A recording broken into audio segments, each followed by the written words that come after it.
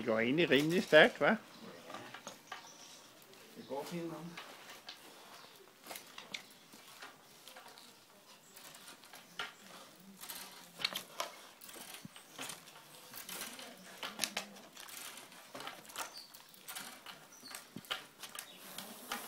Og hvordan fik du kæden op? Hvordan?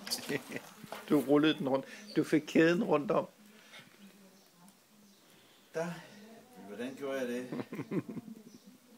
Jamen, den har aldrig været helt nede og ligge fladt. Nå, okay. Der har altid været noget under, Ja. brætter eller, Ja. eller Okay. noget andet. Ja. Derfor torvet der, Ja. der til at hive den op af jorden derovre. Nå, okay.